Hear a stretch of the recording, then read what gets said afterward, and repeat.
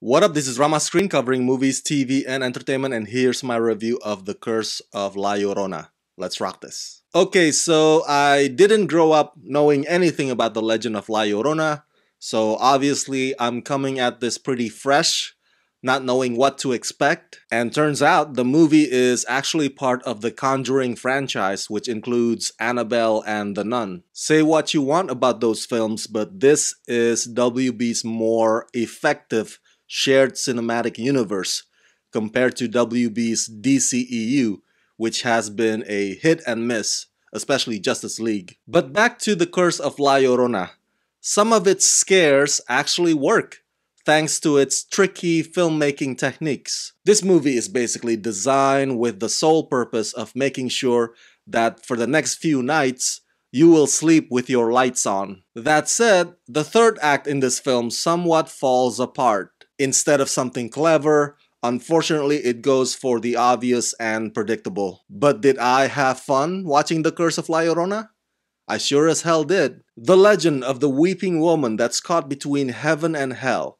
In life, she drowned her children in a jealous rage, throwing herself in the churning river after them as she wept in pain, and now her tears are eternal.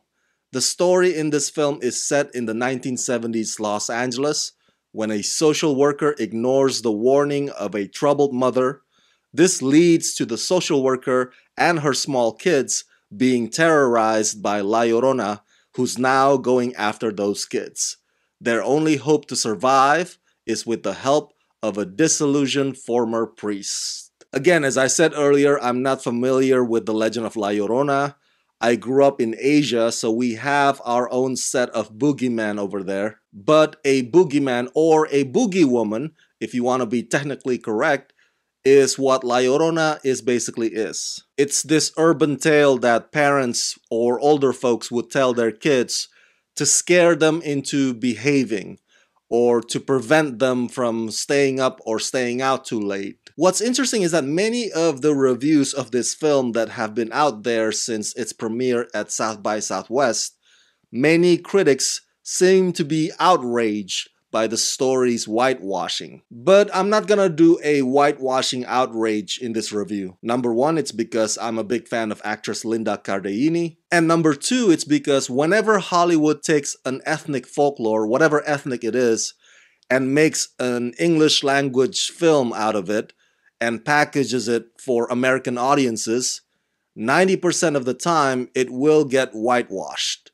It's just an unfortunate fact. But what I am more interested in informing you is whether or not I think the movie is worth paying tickets for. And my answer to that is yes. But just a heads up, much of what director Michael Chaves did here is nothing new nor original. He basically took whatever style and technique and approach that has worked in The Conjuring and Annabelle and The Nun and applied it to La Llorona. I'm talking about the way the film handles its period piece aspect. I'm talking about the way the film plays in the dark and makes us question if something or someone is lurking in that darkness. There's a scene in this film involving an umbrella, which I find to be absolutely well done.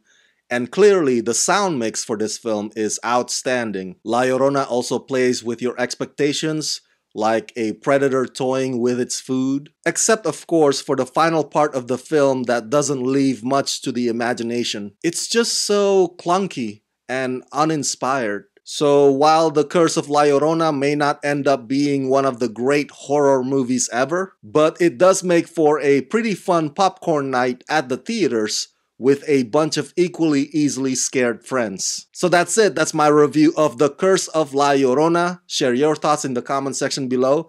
And as always, subscribe to my channel and press that like button and ring that bell so you can get notified whenever I post new videos. Hey, if you like this review and you want me to make more, please help contribute to this channel by supporting me at Rama Screen Patreon page.